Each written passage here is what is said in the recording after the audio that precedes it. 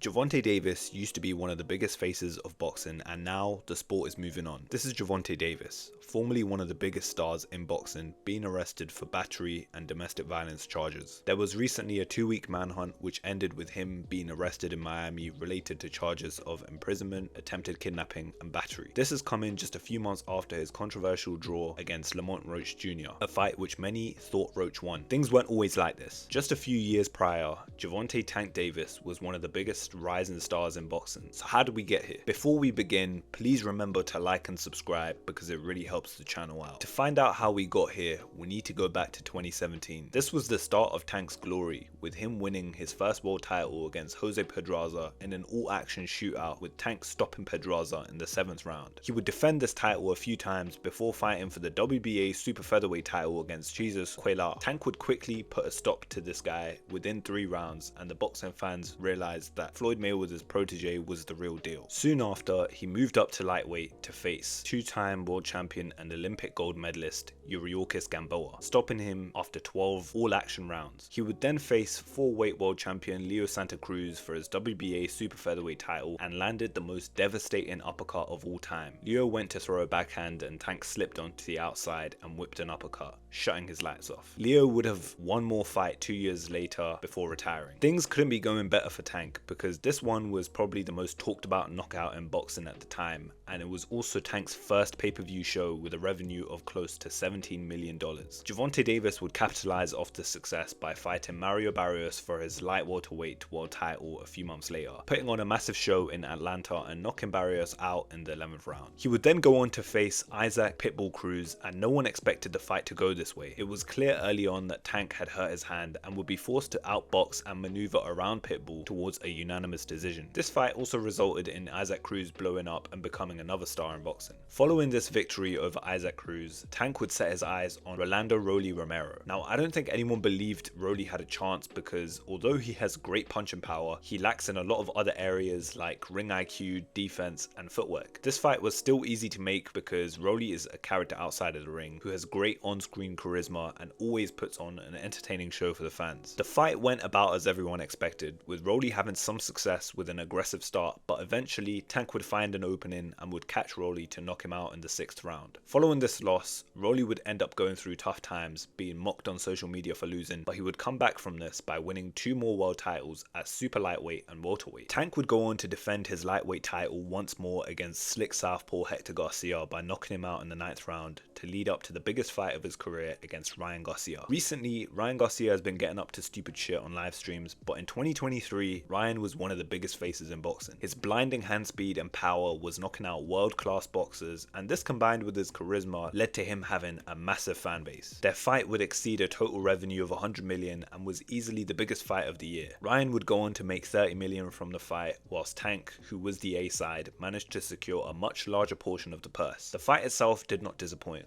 with Gervonta Davis walking out with Chief Keef performing Love Sosa. The fight started out with Ryan using his jab to keep Tank at a distance. Tank didn't throw much for the first round, but that matches his pattern of behavior because Tank has always been a slow starter. Coming into the 2nd round, Ryan aggressively took the center again. They managed to get into an exchange, with Tank coming out stronger by landing a sharp counter left. Ryan ended up getting dropped, but would get up and shake it off. Ryan actually recovered and would look for aggressive exchanges, but over the course of the rest of the fight, Tank slowly broke him down to the body. Eventually, in the 7th round, Tank managed to land a body shot which caused Ryan to go down. He failed to beat the 10-second count and the referee waved it off, crowning Tank as the winner. Following this fight, Tank enjoyed his financial winnings and was seemingly on top of the world. He would spend a year out of the ring before stepping back in to face sharp counterpunching southpaw Frank Martin. There's nothing much to say about this fight because although there was plenty of talk and drama outside of the ring, once they got in, it went about as everyone expected. Tank took his time at first, but once he quickly realized Frank was afraid to exchange, he came in more aggressively and found the knockout in the 8th round. At this time, it looked like Tank was going to be the next biggest star in boxing, but this was the beginning of the end. Tank Tank would go on to face Lamont Roach Jr. Now at the time, a lot of people, including myself, didn't think Roach had a chance here. He was 25-1 with 10 knockouts and was a world champion, but at the super featherweight division. He was moving up to face Tank at lightweight, and so given that he already had an inferior record and was the smaller man who struggled to get knockouts in his natural weight class, on paper it looked like Tank was better in every department. On the night, however, Roach carefully stalked Tank around the ring behind a good high guard, absorbing and defending against Tank's power punches whilst landing counters of his own. The fight was highly competitive, and I personally thought Roach did enough to win the fight, but it was ruled a draw. Many people believed the decision was unfair, and it was clear that the next move should have been a rematch. Tank expressed interest in the rematch, but Roach claimed that it was Tank who was yet to sign his end of the deal. Tank would end up getting arrested for battery on July 11th, and it was becoming an increasing concern that the rematch wouldn't happen. 4 days later,